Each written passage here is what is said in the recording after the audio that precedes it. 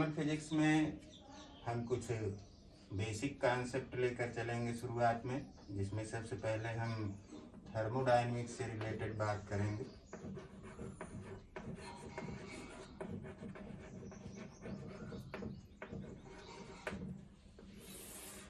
Thermodynamics को पढ़ने से पहले कुछ यहाँ पर बेसिक टर्म्स देखेंगे।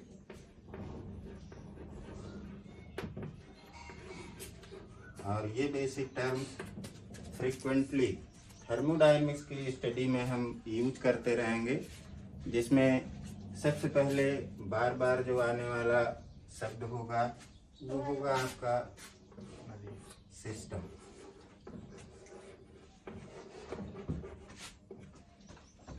दूसरा वर्ड जो बार बार यूज होगा वो होगा सराउंडिंग।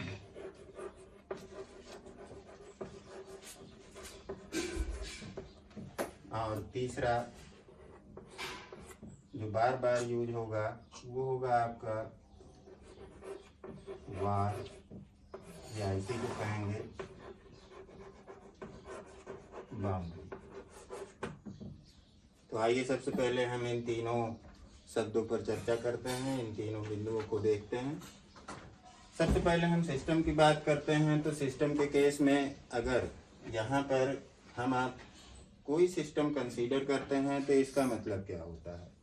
सीधा सा मतलब ये है कि जैसे ही हम कहते हैं कि सिस्टम कोई चूज कर रहे हैं, इसका सीधा सा मतलब ये हुआ कि कोई एक आर्बिट्रेरी बाउंड्री है और इस आर्बिट्रेरी बाउंड्री के अंतर्गत जो कुछ भी है उस पर हमारा अटेंशन फोकस है। और इस आर्बिट्रेरी बाउंड्री के अंदर जिस पर हमारा अटेंशन फोकस है उसी को कहते हैं सिस्टम।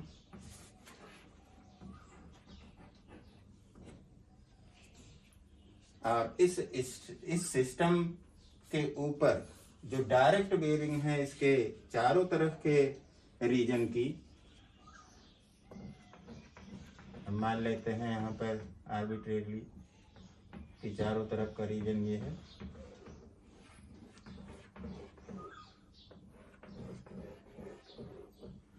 इसको कहेंगे सराउंडिंग।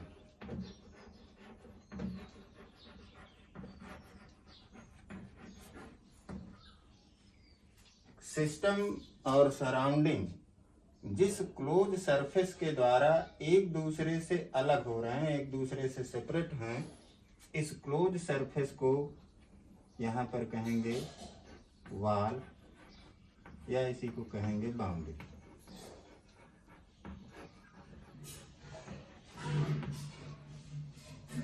इतनी बात क्लियर है? मतलब कि सिस्टम जिस पर हमारा अटेंशन फोकस है,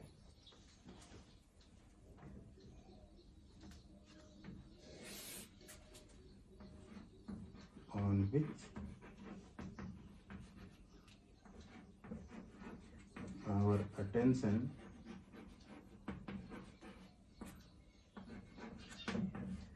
is focused।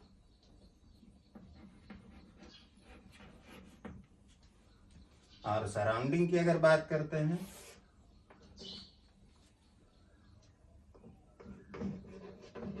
Reason around the system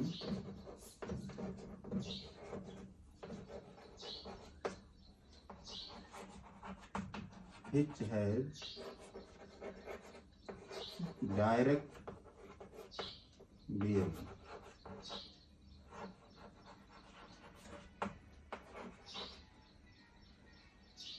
on it is called surrounding, and simply wall or boundary is a simple closed surface which separate the system and surrounding। ये तीन चीजें यहाँ पर कंफर्म होना जरूरी है, क्योंकि थर्मोडायनेमिक्स की स्टडी में ये तीनों चीजें बार बार आएंगी। और जब थर्मोडायनेमिक की हम बात करेंगे तो इस सिस्टम को सिंपली सिस्टम न कहकर थर्मोडायनेमिक सिस्टम कहेंगे।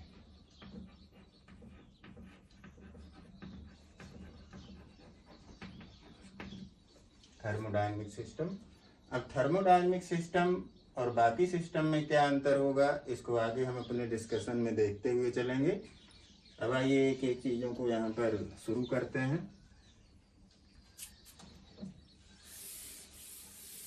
सबसे पहले यहाँ पर देखते हैं कि जो वाल है आपकी, वो वाल किस प्रकार की होगी, या हम जिस क्लोज सरफेस को यहाँ पर वाल कह रहे हैं, वो क्लोज सरफेस किस प्रकार से अलग करेगा सिस्टम को सराउंडिंग से। वाल, या हम बाउंड्री की बात करते हैं, तो बाउंड्री में अब यहाँ पर डिपेंड करता है कि सिस्टम जो है उसमें कुछ मैटर होगा, इसके साथ ही साथ सिस्टम की कुछ एनर्जी होगी। इस सिस्टम को जो ये सरफेस इंक्लोज कर रहा है, जिसे आप वॉल या बाउंड्री कह रहे हैं, ये दो प्रकार से हो सकती है। एक तो ये हो सकता है कि ये मैटर इस बाउंड्री को क्रॉस कर सकता है, और दूसरा हो सकता है कि ये मैटर इस बाउंड्री को क्रॉस नहीं कर सकता। मतलब कि सिस्टम से मैटर सराउंडिंग में बाहर जा सकता है या नहीं जा सकता है। अगर मैटर सराउंडिंग में जा सकता है, तब जो आपकी वाल है वो वाल आपकी ओपन वाल होगी।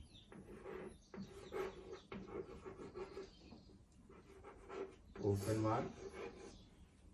अब चूंकि सिस्टम को डिफाइन कर रहे, सिस्टम को यहाँ पर बाउंड्री प्रोवाइड कर रही है वाल, इसलिए हम सिस्टम के बारे में बात करेंगे। अगर वाल इस प्रकार से है कि मैटर इस वाल को क्रॉस कर सकता है, तो डायरेक्टली हम सिस्टम के बारे में बात करते हैं और ये कह देते हैं कि जो सिस्टम है हमारा वो ओपन सिस्टम है। तो पहले टाइप वाल का केस होगा कि सिस्टम जो है आपका वो ओपन सिस्टम है। ओपन सिस्टम सिंपल सा मतलब हुआ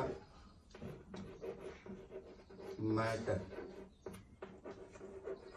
कैन ट्रांसफर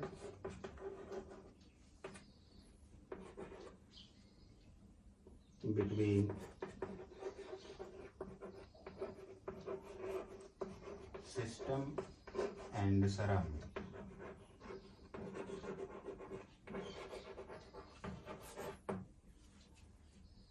अब अगर वाल आपकी कुछ इस प्रकार से है कि जो मैटर है वो ट्रांसफर नहीं हो सकता, तब उस केस में जो सिस्टम होगा वो आपका सिस्टम कहलाएगा closed system.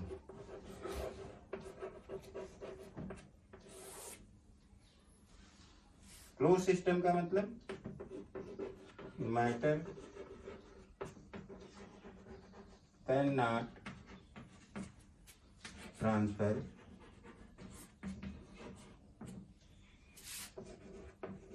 between system and surrounding।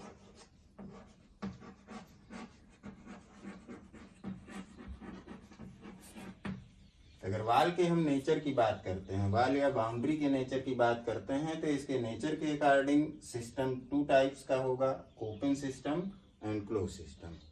If matter can transfer between system and surrounding, then the system is called open system, means wall आपकी open है। and closed system के केस में matter can not transfer between system and surrounding। इतना clear है? लिखते जाइए साथ में सब लोग। अब आइए आगे देखते हैं कि और क्या कंडीशन हो सकती है वाल की। वाल की और कंडीशन को देखने से पहले यहाँ पर हम कुछ पॉइंट ऑफ व्यू की बात करते हैं।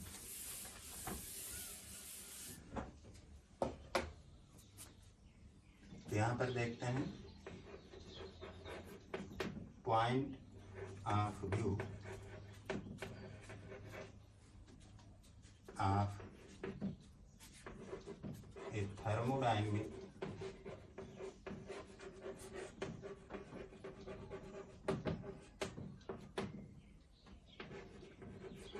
सिस्टम।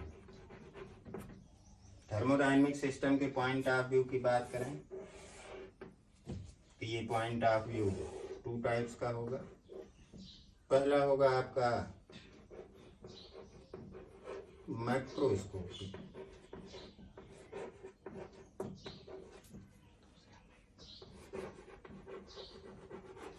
पॉइंट ऑफ व्यू, और जो दूसरा होगा क्या होगा वो माइक्रोस्कोपिक।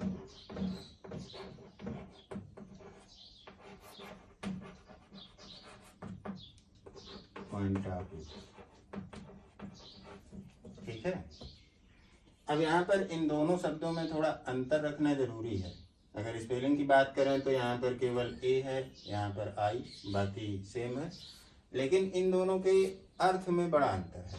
माइक्रोस्कोपिक का मतलब वेरी लार्ज,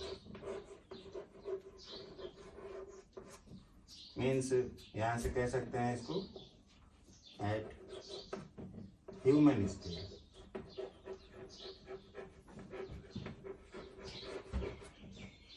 जबकि अगर हम माइक्रोस्कोपिक की बात करते हैं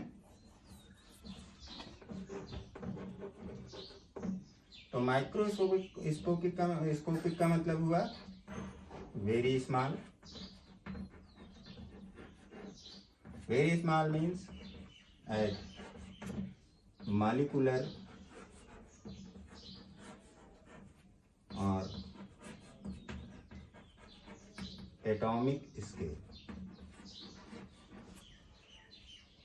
जनरल वे में आप ध्यान रखें कि जहां पर माइक्रोस्कोपिक वर्ड आए उसका मतलब कि ह्यूज साइज की बात कर रहे हैं, ह्यूमन स्केल की बात कर रहे हैं। डायरेक्टली आप देखकर उन क्वांटिटीज को बता सकते हैं। जबकि यहाँ पर माइक्रोस्कोपिक पॉइंट ऑफ व्यू की बात करें तो मतलब कि वेरी स्मॉल है। हम किसी भी सिस्टम की प्रॉपर्टी को डिफाइन करेंगे तो उसके मॉलिक्यूल, उसके एटम के लेवल पर जाकर हम बात करेंगे। मतलब ये हुआ कि अगर हम किसी सिस्टम को डिफाइन करना चाहते हैं या उसके इंटरनल स्टेट के बारे में बात करना चाहते हैं और वो सिस्टम आपका थर्मोडायनेमिक सिस्टम है या और कोई भी सिस्टम है, तो उसमें हम 2 प्रकार से उसके इंटरनल स्टेट को बता सकते हैं। पहला तो माइक्रोस्कोपिक पॉइंट ऑफ व्यू से, मतलब कि उस सिस्टम के अंदर जो भी है उसको हम ह्यूमन स्केल पर डिफाइन करेंगे। जैसे फॉर एग्जाम्पल के लिए आप यहाँ पर ले सकते हैं सिस्टम का प्रेशर क्या है, वॉल्यूम क्या है, डेंसिटी की बात कर सकते हैं, एक्सेट्रा। थर्मोडायनेमिक सिस्टम है तो इसके साथ हम टेम्परेचर को जरूर इंक्लूड करेंगे।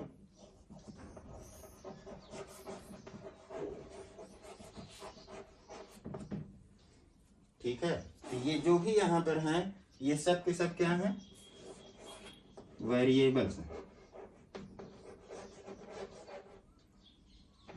वेरिएबल्स मीन्स ऐसे कुछ क्वांटिटीज को हम चूज करते हैं जिनके द्वारा हम इस सिस्टम को या इस सिस्टम के इंटरनल स्टेट को डिफाइन करने का प्रयास करते हैं। उनको यहाँ पर वेरिएबल कहेंगे। सिस्टम के बारे में अगर आपको बताना है तो मान लीजिए कि किसी सिलेंडर में गैस भरी है, तो आप कह सकते हैं कि उस गैस का उस सिलेंडर के अंदर प्रेशर क्या है, उसका वॉल्यूम क्या है, उसकी डेंसिटी क्या है और उसका टेम्परेचर क्या है। ये सारी चीज़ें बताकर हम बता सकते हैं कि सिस्टम के अंदर या जो सिलेंडर के अंदर गैस है वो किस प्रकार से है। मतलब कि उस गैस की स्टेट को, गैस क्या है सिलेंडर के अंदर, सिस्टम है, सिस्टम गैस है, ध्यान रखिएगा। अगर यहाँ पर आपने एक सिलेंडर लिया इस तरह से, तो इस सिलेंडर में जो गैस फिल है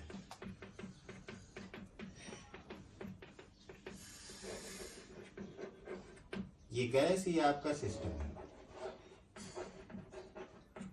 जिसके इंटरनल स्टेट को आपको डिफाइन करना है। और अगर इस इंटरनल स्टेट को हम प्रेशर, वॉल्यूम, डेंसिटी, टेम्परेचर, इन सब कोऑर्डिनेट इन सब वेरिएबल जिन्हें आप यहाँ पर कोऑर्डिनेट कहेंगे, थर्मोडायनेमिक कोऑर्डिनेट, इनके रूप में डिफाइन करते हैं, तो इसका मतलब कि हमारा जो पॉइंट ऑफ व्यू है वो माइक्रोस्कोपिक है। अब आगे आइए देखते हैं microscopic point of view. Microscopic point of view का मतलब ये हुआ कि यहाँ पर हम वेरी स्मॉल मॉलिक्यूलर स्टेट पर या एटॉमिक स्टेट पर बात करते हैं। तो सिंपल सा एग्जांपल हम ले लें वही कि मान लीजिए कि कोई यहाँ पर सिलेंडर है, इस सिलेंडर के साथ यहाँ पर हम अगर इस प्रकार से एक पिस्टन फिट कर लें,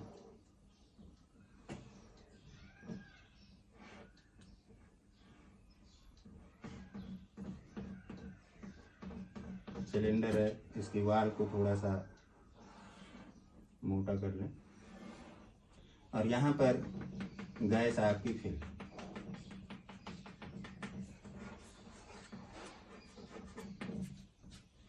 अब अगर हम इस सिस्टम जो कि यहाँ पर सिलेंडर के अंदर गैस है, इस सिस्टम की इंटरनल स्टेट अर्थात इसकी प्रॉपर्टी को डिफाइन करने के लिए इनके जो मॉलिक्यूल्स हैं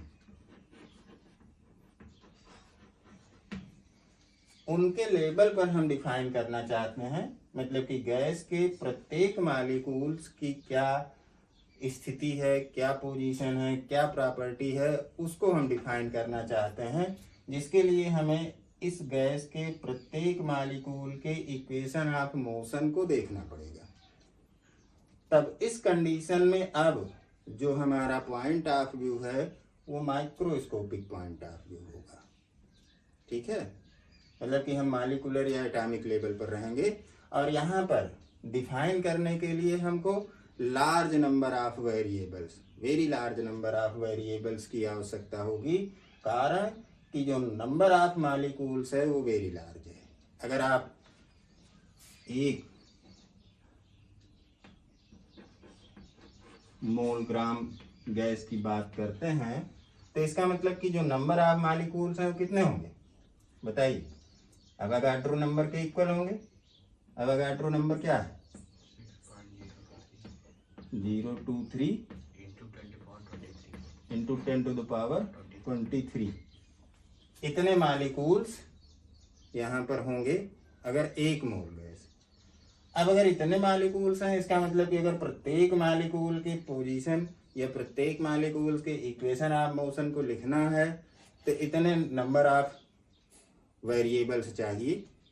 किसी भी मॉलिक्यूल को डिफाइन करेंगे तो उसके लिए जैसे आप सिंपली मैथमेटिक्स में लिखते हैं तो किसी पॉइंट के कोऑर्डिनेट को लिखते हैं तो कम से कम अगर प्लेन में है तो एक्स वाई लिखते हैं, मतलब कि दो कोऑर्डिनेट आपको चाहिए। उसी प्रकार से अगर हम मॉलिक्यूल्स की पोजीशन को बताना चाहते हैं या उसके इक्वेशन ऑफ मोशन को लिखना चाहते हैं तो इसका मतलब कि एक मॉलिक्यूल को डिफाइन करने के लिए दो वेरिएबल चाहिए, एक्स वाई, और यहाँ पर नंबर ऑफ मॉलिक्यूल्स की संख्या इतनी है एक मोल में। इसका मतलब कि अगर हम पूरे सिस्टम को डिफाइन करना चाहते हैं तो हमको very large number of variables की आवश्यकता होगी। और इस प्रकार से जब हम किसी सिस्टम के इंटरनल स्टेट को डिफाइन करते हैं तब ये कहते हैं कि हमारा जो पॉइंट ऑफ व्यू है वो माइक्रोस्कोपिक है।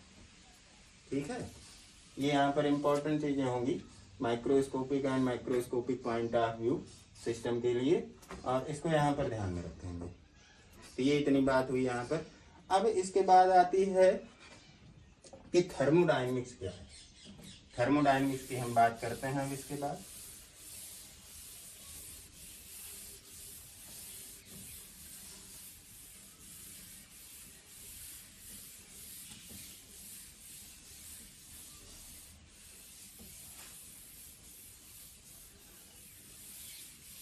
आइए अब आगे देखते हैं थर्मोडायनेमिक्स।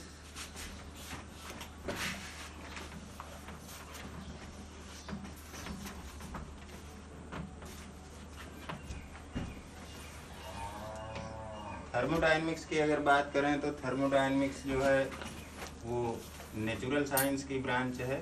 सिंपली इसके अगर डिफिनेशन की बात करते हैं तो आप कह सकते हैं thermodynamics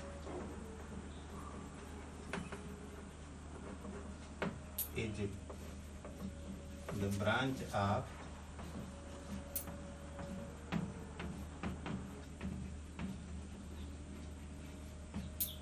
natural science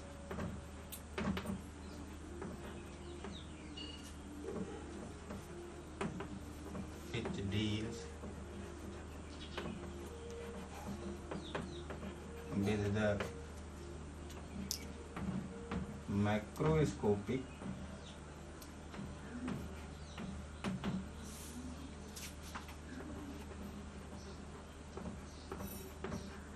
characteristic or property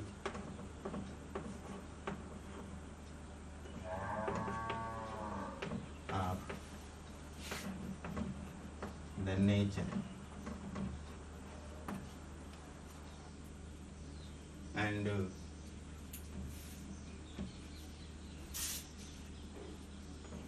included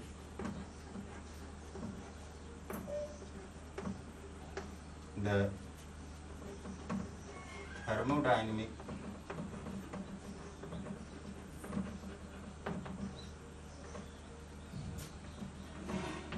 coordinate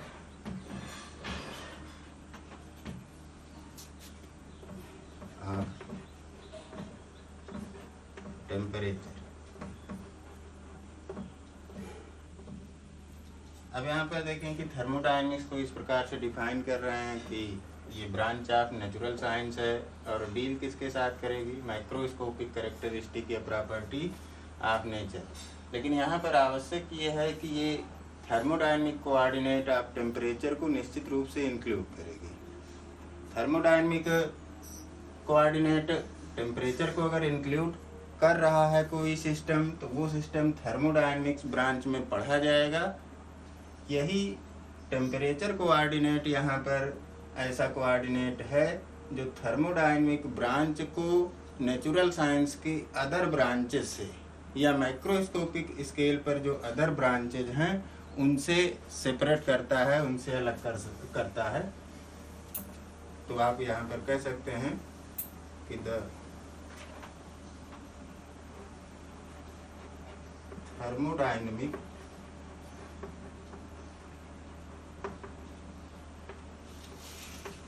coordinate of temperature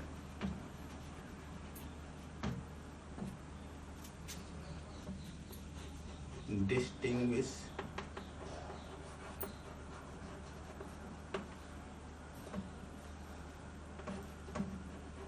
thermodynamics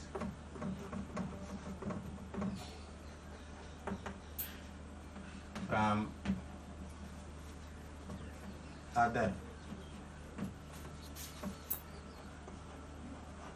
macroscopic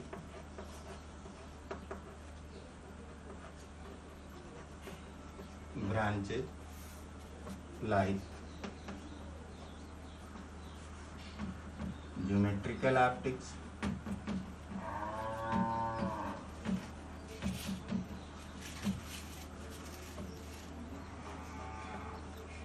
electricity and magnetism,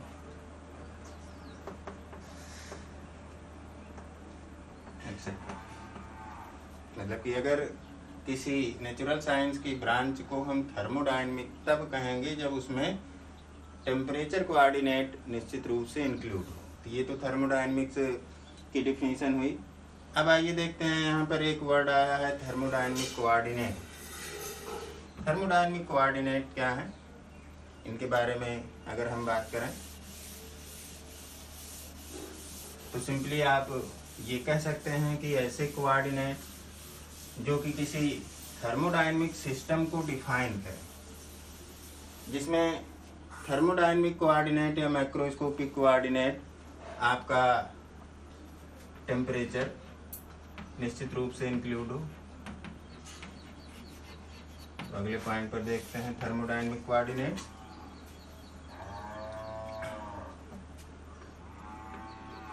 तो सिंपली आप कह सकते हैं thermodynamic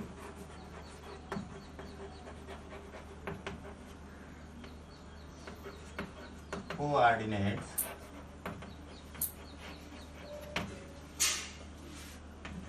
are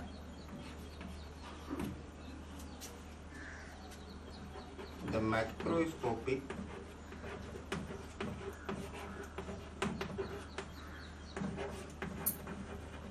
quantities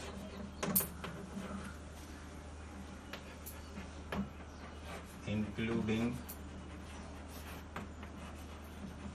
temperature,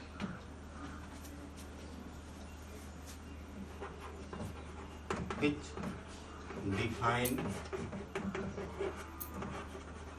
the internal state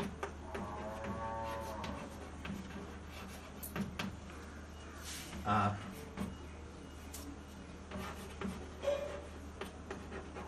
thermodynamic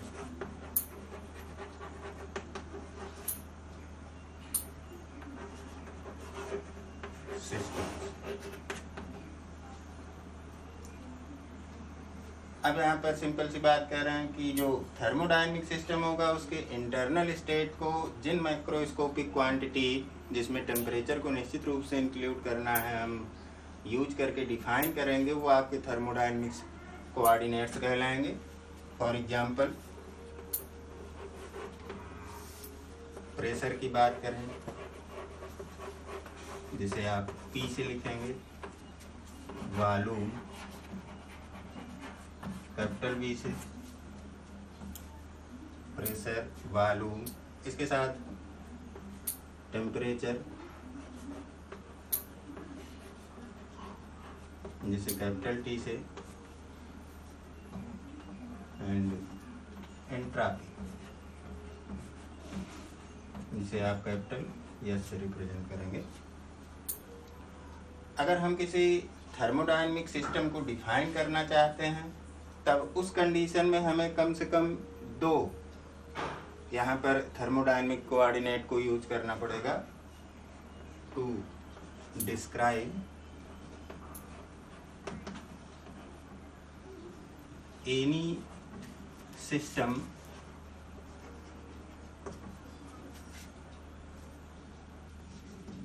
to coordinates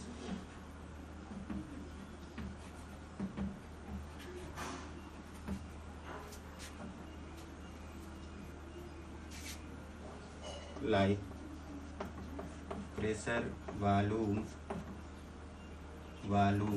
temperature, or pressure, temperature, etc. are used। ये आपका thermodynamic coordinates होंगे। अब आइए आगे देखते हैं यहाँ पर कि जब हम थर्मोडायनेमिक कोऑर्डिनेट्स की बात कर रहे हैं तो ये कह रहे हैं कि thermodynamic coordinates are the macroscopic quantities including temperature which define the internal state of thermodynamic system. तो अब थर्मोडायनेमिक सिस्टम की बात कर लें यहीं पर थोड़ा सा कि थर्मोडायनेमिक सिस्टम क्या है।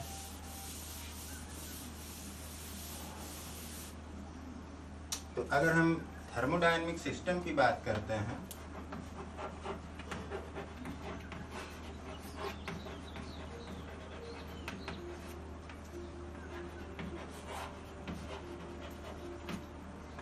तो सिंपली आप कह सकते हैं कि a system which described by using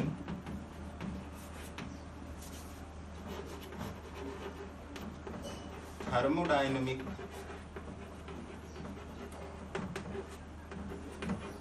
coordinates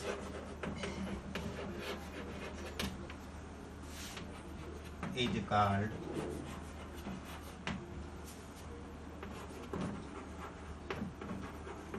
thermodynamic system. ऐसा सिस्टम जिसको डिस्क्राइब करने के लिए थर्मोडायनेमिक कोऑर्डिनेट्स को यूज करेंगे वो आपका थर्मोडायनेमिक सिस्टम कहलाएगा। अब यहाँ पर देखें कि अगर हम इंजीनियरिंग की बात करते हैं, for example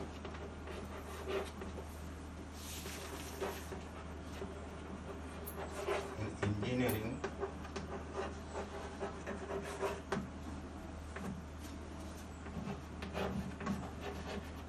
a thermodynamic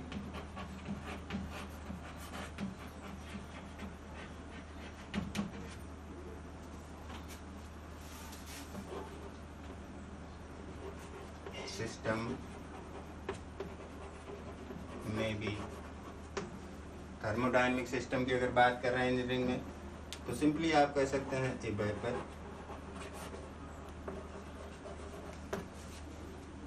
a mixture of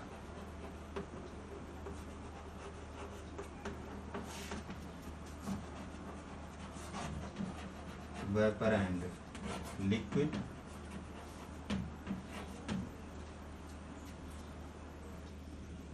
etcetera. ये जो इस प्रकार के आपके सिस्टम है, मतलब कि आप अगर किसी वेपर की बात करते हैं, जैसे आप वाटर वेपर की बात करें, जैसे आप स्टीम कहते हैं, तो स्टीम आपका एक इंजीनियरिंग सिस्टम है। क्योंकि स्टीम को डिफाइन कर रहे हैं तो टेम्परेचर निश्चित रूप से इंक्लूड है, इसलिए ये जो इंजीनियरिंग सिस्टम होगा ये आपका थर्मोडायनेमिक सिस्टम होगा। या आप वेपर और लिक्विड के मिक्सचर की बात कर सकते हैं, जैसे आप किसी मान लीजिए बीकर में वाटर को बॉईल कर रहे हैं तो उस कंडीशन में वाटर भी होगा और वाटर के साथ साथ लिक्विड फॉर्म में होगा और उसकी वेपर स्टीम भी उसके साथ वहाँ पर प्रेजेंट रहेगी, तो दोनों का कॉम्बिनेशन बनता है। तो इस प्रकार का जो सिस्टम है ये भी आपका थर्मोडायनेमिक सिस्टम होगा इंजीनियरिंग ब्रांच में। अब अगर हम केमिकल थर्मोडायनेमिक्स की बात करते हैं तो केमिकल थर्मोडायनेमिक्स के केस में हम इन एडिशन दिस सिस्टम आप कर सकते हैं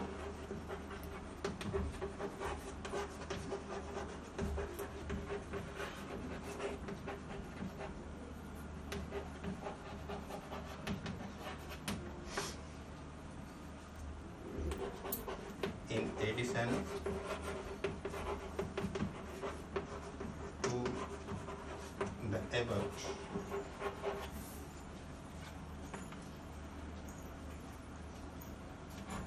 surface film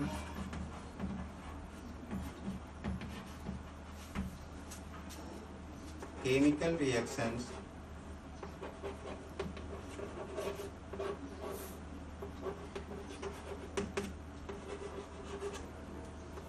एक्सेट्रा।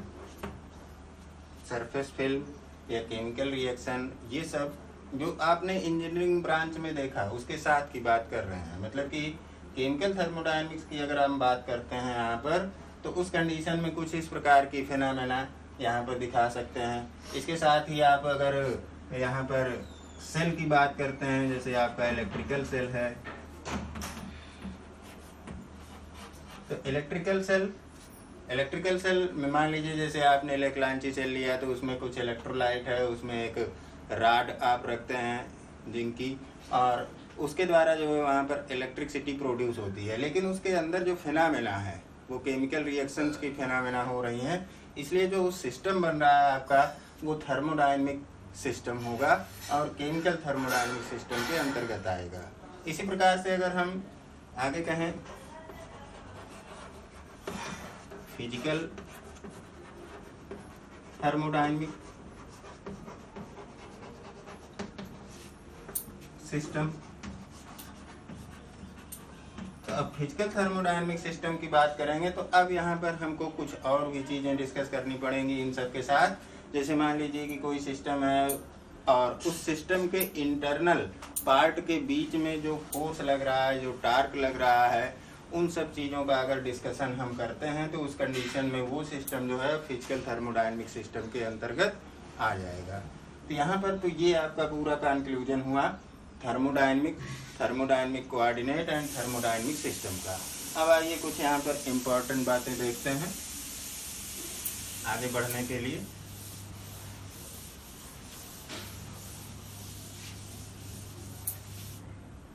और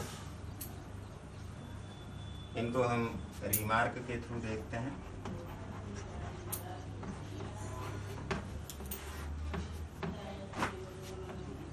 रिमार्क के सबसे पहले पॉइंट में जो कि थर्मोडायनेमिक स्टडी में बार बार यूज होगा। हम बात करेंगे टाइप ऑफ वाल्स। मतलब कि थर्मोडायनेमिक सिस्टम अगर कोई यूज कर रहे हैं तो आपको पहले ही हमने बताया है कि अगर किसी भी हम सिस्टम की बात करते हैं तो हमारा उस रीजन पर अटेंशन फोकस होता है जो कि एक आर्बिट्रेरी बाउंड्री से क्लोज होता है, और उस आर्बिट्रेरी बाउंड्री को आपने यहाँ पर वाल कहा। अब ये वाल कितने प्रकार की है, तो यहाँ पर वाल की जब आप चर्चा करते हैं तो थर्मोडायनेमिक सिस्टम के केस में जनरली 2 टाइप्स की वाल होगी। सबसे पहले जो आपकी वाल होगी वो होगी आपकी एडियाबैटिक वाल्स, और जो सेकंड टाइप की वाल होगी वो होगी आपकी डायथर्मिक वाल।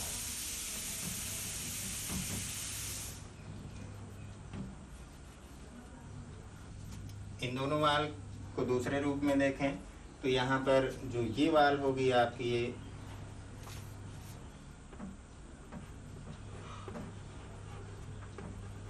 थर्मली इंसुलेटेड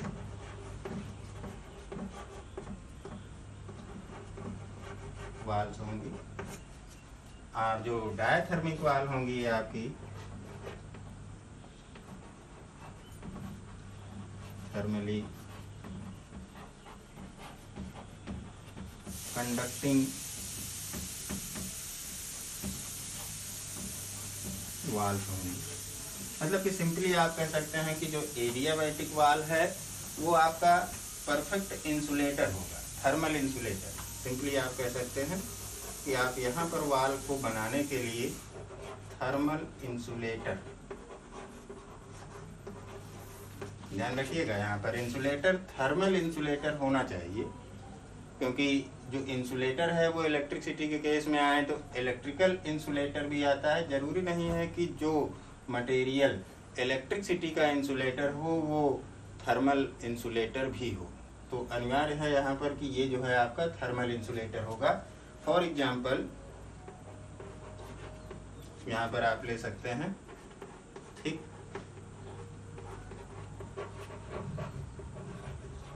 कंक्रीट वाल या थिक वुड वाल। कोई भी यहाँ पर जो वाल है हम आइडियली तो नहीं कह सकते कि वो परफेक्ट थर्मल इंसुलेटर होगा, लेकिन अगर हम थिक कंक्रीट वाल को यूज कर रहे हैं या थिक वुड वाल को, तो हम कहीं ना कहीं कह सकते हैं कि आपका थर्मल इंसुलेटर की तरह बिहेव करेगा सिस्टम और सराउंडिंग के बीच में या किन्हीं दो सिस्टम के बीच में।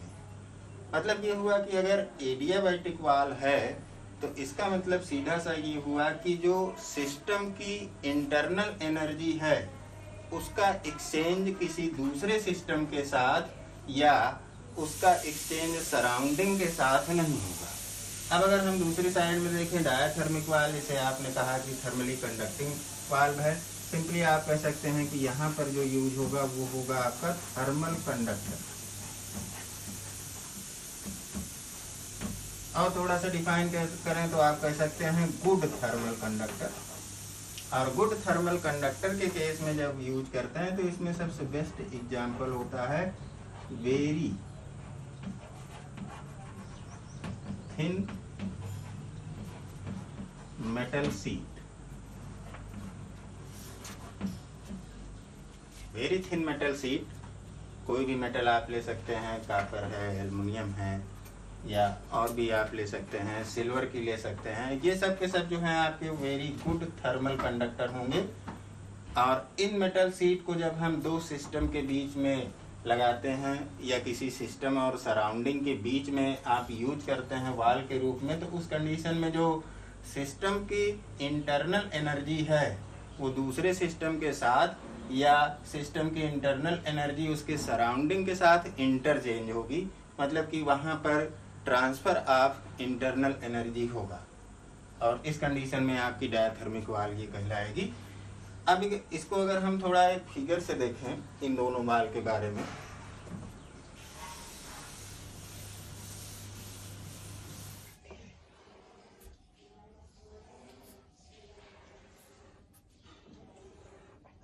एक सिस्टम आपका ए है, दूसरा सिस्टम यहाँ पर बी है। ये सिस्टम चारों तरफ से एक चैम्बर में बंद है। बाहर की जो वाल है उसको हम यहाँ पर एडियाबैटिक वाल ही ले रहे हैं, मतलब कि सराउंडिंग के साथ कोई यहाँ पर आपका अटैचमेंट दोनों सिस्टम का नहीं है। हम दोनों सिस्टम को आपस में एक दूसरे के साथ इंटरेक्ट करता हुआ मानकर चलेंगे। सिस्टम ए को डिफाइन करने वाले जो थर्मोडायनेमिक्स वेरिएबल हैं उनको मान लेते हैं कि वो आपके एक्स ए एंड वाई ए हैं। किसी भी सिस्टम को डिफाइन करने के लिए हमको दो वेरिएबल की आवश्यकता होगी, जैसा कि आप लोग सिंपली कोऑर्डिनेट ज्योमेट्री में करते हैं। किसी भी पॉइंट को प्लेन में डिफाइन करना है तो उसके लिए दो कोऑर्डिनेट कम से कम जरूरी है उसकी पोजीशन को। उसी प्रकार से यहाँ पर अगर हम थर्मोडायनेमिक सिस्टम की बात करते हैं तो उस सिस्टम को या उसके इंटरनल स्टेट को डिफाइन करने के लिए दो कोऑर्डिनेट आवश्यक हैं। तो यहाँ पर सिस्टम ए के कोऑर्डिनेट एक्स ए और वाई ए मान लेते हैं। इसी प्रकार से सिस्टम बी के coordinate X B and Y B consider कर लेते हैं। और दोनों सिस्टम को आपस में हम कनेक्ट कर रहे हैं और जिस वाल के थ्रू कनेक्ट कर रहे हैं वो यहाँ पर आपकी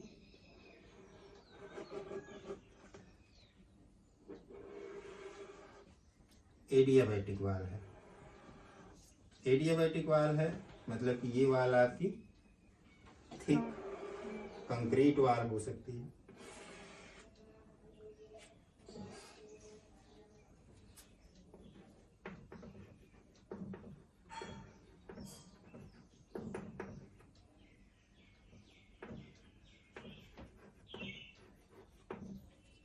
ठीक है। और इसी प्रकार से इन्हीं दोनों सिस्टम को हम यहाँ पर चूज करें और अब की बार जो है दोनों सिस्टम को हम एक दूसरे के साथ कनेक्ट कर रहे हैं किससे, डायथर्मिक वाल से।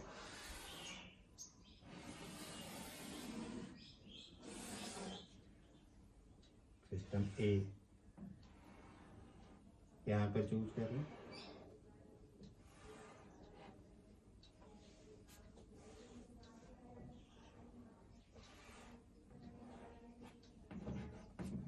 सिस्टम बी यहाँ पर चूज करें,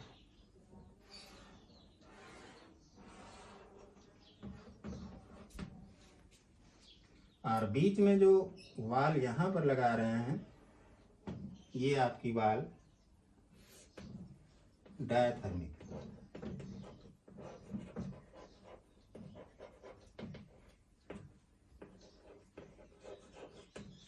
एडियाबैटिक वाल का मतलब ये हुआ कि मान लीजिए कि कंक्रीट वाल है,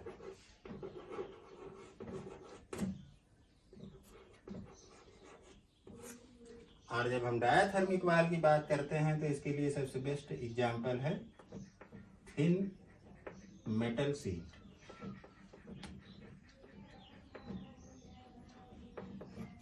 बहुत ही थिन मेटल शीट हो उसको बीच में हमने यहाँ पर लगा दिया।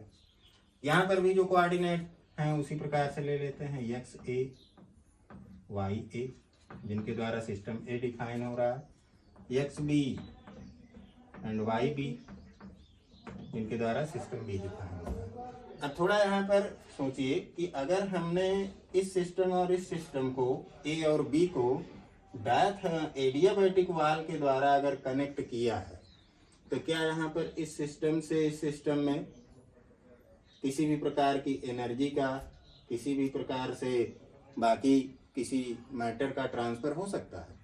नहीं। अगर हम मैटर की बात करें तो चूंकि सिस्टम आपके क्लोज सिस्टम है, ए और बी दोनों आपके क्लोज सिस्टम हैं, तो मैटर तो ट्रांसफर नहीं होगा, क्लोज सिस्टम है। लेकिन अगर हम एनर्जी की बात करते हैं और यहाँ पर एडियाबैटिक वाल है, कंक्रीट वाल है मोटी सी, जैसे एक कमरे से दूसरे कमरे के बीच में मोटी सी दीवार है, तो क्या उस कमरे में अगर एसी चल रही है तो उसकी ठंडी दूसरे कमरे में पहुंच सकती है? नहीं पहुंच सकती। क्योंकि बीच में कंक्रीट वाल।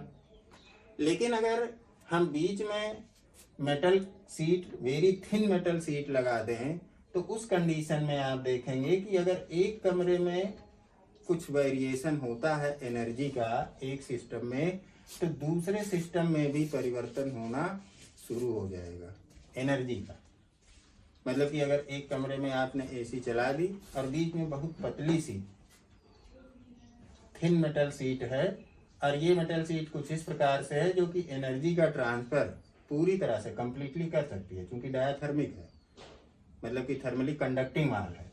तब इस कंडीशन में यहाँ पर जो एसी चलने के कारण ठंडी पैदा हुई, उसके कारण ये कमरा भी धीरे धीरे आपका ठंडा होना शुरू हो जाएगा।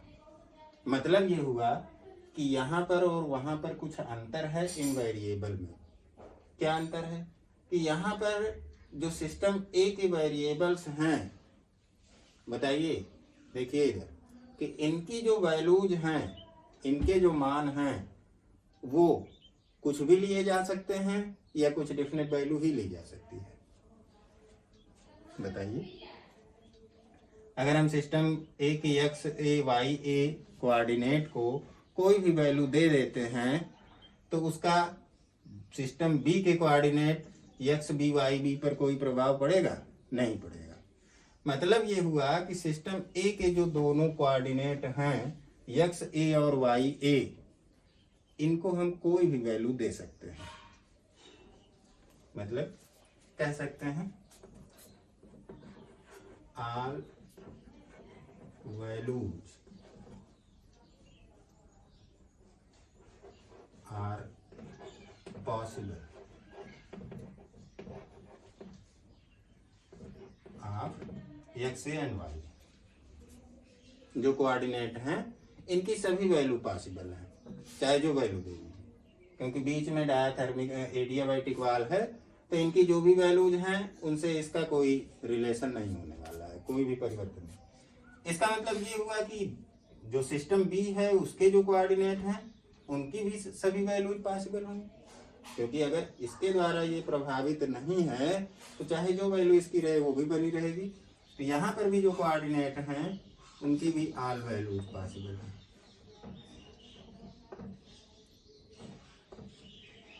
Are possible of X B and Y. तो अगर इस प्रकार से आपके दो सिस्टम एक दूसरे से सेपरेट हो रहे हैं किसी वाल के द्वारा, कि उन दोनों सिस्टम के जो कोऑर्डिनेट जो कि उनको डिफाइन कर रहे हैं उनकी इंटरनल स्टेट को, उनकी ऑल वैल्यूज पॉसिबल है, इंडिपेंडेंट है, उनकी कोई भी वैल्यू ली जा सकती है, तब उस कंडीशन में जो बीच की ये वाल जो कि दोनों सिस्टम को यहाँ पर अलग कर रही है, ये निश्चित रूप से आपकी एडियाबैटिक वाल है। ठीक है, दोनों सिस्टम के चारों तरफ हमने एडियाबैटिक वाल ली है, जिससे कि सराउंडिंग के साथ हमने इसको आइसोलेट किया है, सराउंडिंग के साथ इसका कोई भी लिंकअप ना हो सके। अब यहाँ पर देखें कि अगर हम सिस्टम ए के कोऑर्डिनेट एक्स ए और वाई ए जिनके द्वारा ये डिफाइन हो रहा है, इनकी वैल्यूज की हम बात करें, जबकि यहाँ पर अब डायथर्मिक वाल लगी है, तो क्या यहाँ पर हम इनकी किसी वैल्यू को प्रोवाइड कर दें, तो उस कंडीशन में जो सिस्टम बी के कोऑर्डिनेट एक्स बी और वाई बी हैं ये प्रभावित होंगे, इन पर कोई इफेक्ट पड़ेगा? निश्चित रूप से पड़ेगा, क्योंकि एनर्जी का ट्रांसफर है, क्योंकि बीच में डायाथर्मिक वाल है, थर्मली कंडक्टिंग वाल है। इसका मतलब ये हुआ कि अगर हम यहाँ पर इन दोनों कोऑर्डिनेट को कोई वैल्यू प्रोवाइड करते हैं सिस्टम ए के लिए, तो कुछ देर बाद उनके अनुसार सिस्टम बी के कोऑर्डिनेट बदल जाएंगे। मतलब ये हुआ कि सिस्टम ए के कोऑर्डिनेट को आपने जो वैल्यूज प्रोवाइड की, उनकी वैल्यूज पर सिस्टम बी के coordinate X B and Y B की वैल्यू डिपेंड कर रही है। इसी प्रकार से इसके इन्वर्स में भी देख सकते हैं कि अगर सिस्टम बी के कोऑर्डिनेट एक्स बी और वाई बी को हम कोई वैल्यू प्रोवाइड कर सकते हैं, तो उनके अकॉर्डिंग सिस्टम ए के कोऑर्डिनेट एक्स ए और वाई ए की वैल्यू बदल जाएगी। मतलब ये हुआ कि इनकी कोई भी इंडिपेंडेंट वैल्यू पॉसिबल नहीं है। अगर आपने एक को बदला तो दूसरे का बदल जाएगा, और दूसरे का बदला तो आप पहले का बदल जाएगा। मतलब कि इनकी कुछ रिस्ट्रिक्टेड वैल्यू ही पॉसिबल है। ठीक है, मान लीजिए कि आपने किसी एक कमरे में एसी चला दी, और बीच में जो है एक आपका ऐसा पर्दा लगा हुआ है, ऐसी वॉल लगी हुई है जिसके द्वारा पूरी की पूरी जो एनर्जी है वो ट्रांसफर हो सकती है। आपने इस कमरे में टेम्परेचर यहाँ पर एसी को चलाकर 16 डिग्री सेल्सियस सेट कर दिया, और यहाँ पर जो पहले टेम्परेचर था वो मान लीजिए कि 27 डिग्री सेल्सियस था। तो अब बताइए कि जो ये टेम्परेचर 16 डिग्री सेल्सियस है यहाँ पर, इसके कारण यहाँ का टेम्परेचर बदलना शुरू हो जाएगा, और ये टेम्परेचर तब तक बदलता रहेगा जब तक कि दोनों का इक्वल ना हो जाए। मान लीजिए कि आपने 16 डिग्री सेल्सियस करके यहाँ पर छोड़ दिया, तो कुछ देर बाद ट्रांसफर होने के कारण हो सकता है कि जो दोनों का टेम्परेचर है, जो कि 16 डिग्री और 70 डिग्री था, वो बाद में यहाँ पर जो है 20 डिग्री सेल्सियस और यहाँ पर भी 20 डिग्री सेल्सियस हो जाएगा, बराबर हो जाएगा। और जब तक बराबर नहीं होगा तब तक कम्युनिकेशन चलता रहेगा एनर्जी का, क्योंकि यहाँ पर बीच में जो डायथर्मिक वाल है, अगर ये आइडियल डायथर्मिक वाल है तो कंप्लीट ट्रांसफर ऑफ एनर्जी होगा। ठीक है, और यहाँ पर चूंकि थर्मोडायनेमिक सिस्टम है तो टेम्परेचर का वेरिएशन होगा, और इस टेम्परेचर के वेरिएशन के कारण आगे चल के देखेंगे कि यहाँ पर हीट एनर्जी का ट्रांसफर होगा। यहीं से कॉन्सेप्ट थोड़ा थोड़ा क्लियर होगा, हीट और वर्क का दोनों में अंतर होगा। ठीक है, तो अब यहाँ से जो डिस्क्रिप्शन हमने दिया उसके अकॉर्डिंग ये बात तो तय हो गई कि जो एक्स ए वाई ए और X B Y B system A और बी के क्रमशः कोऑर्डिनेट हैं, इनकी सभी वैल्यू पॉसिबल नहीं है। तो इसका मतलब क्या हुआ कि only restricted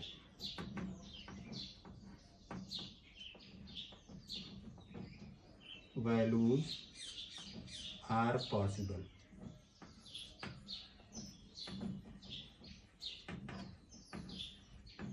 of x a and y। Restricted value का मतलब कि इस पर डिपेंड कर रहा है, सभी वैल्यू आप नहीं ले सकते। और वही सेम यहाँ पर भी होगा, ओनली रिस्ट्रिक्टेड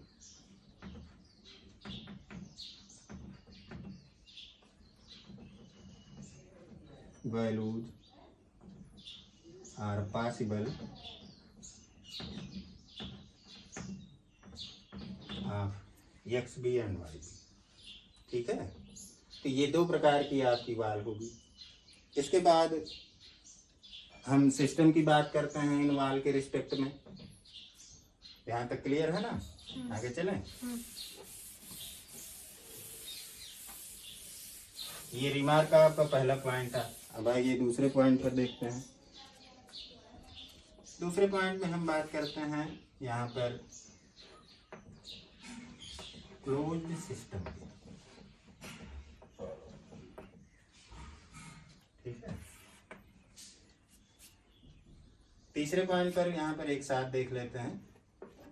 हम बात करते हैं ओपन सिस्टम की।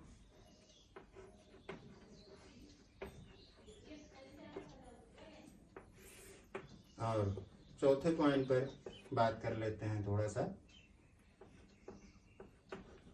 आइसोलेटेड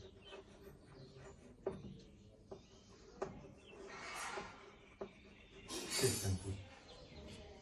ये तीन प्रकार के सिस्टम हैं।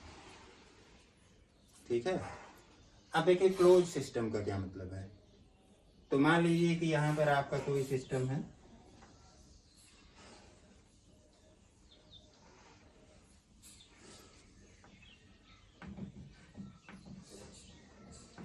इसके चारों तरफ ये इसकी बाउंड्री है, वाल है, और जो कि इसको सराउंडिंग से सेपरेट कर रही है, या हो सकता है किसी दूसरे सिस्टम से अलग कर रही है। ठीक है, तो क्लोज सिस्टम का मतलब हुआ कि only energy can transfer,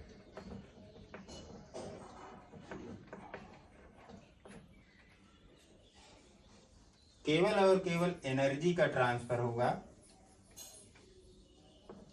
and no transfer of matter.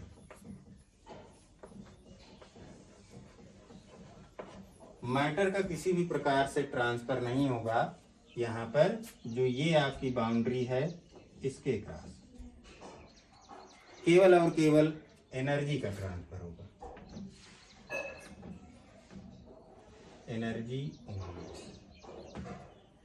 ठीक है, ये ट्रांसफर आपका सराउंडिंग से सिस्टम के अंदर भी हो सकता है और सिस्टम से सराउंडिंग में भी हो सकता है। ये डिपेंड करेगा सिस्टम और सराउंडिंग की प्रॉपर्टी पर। लेकिन अगर केवल और केवल एनर्जी का ट्रांसफर है तब सिस्टम आपका क्लोज सिस्टम है। और अगर energy and matter both can transfer,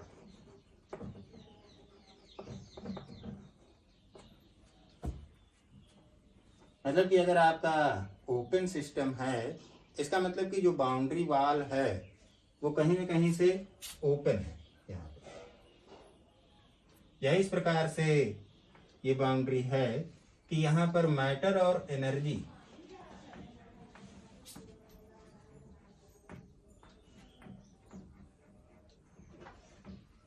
दोनों ट्रांसफर हो सकती है। तब इस कंडीशन में जो सिस्टम आपका होगा वो ओपन सिस्टम होगा। ठीक है, आइसोलेटेड सिस्टम की बात करें तो इस कंडीशन में नाइदर एनर्जी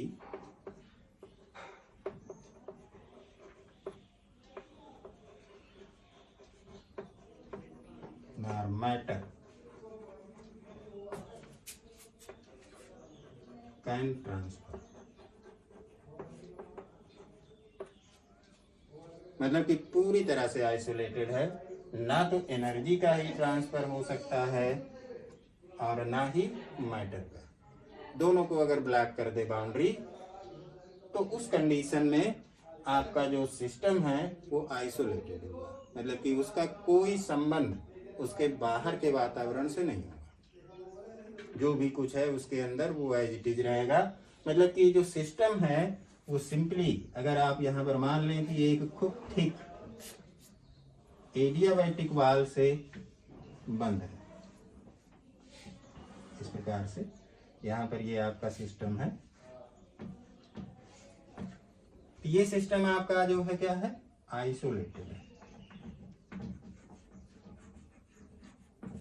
कोई भी रिलेशन बाहर के सराउंडिंग या दूसरे सिस्टम से नहीं है। ठीक है, आगे चले, बस करें। चलिए ठीक है, फिर नेक्स्ट क्लास में आगे देखते हैं।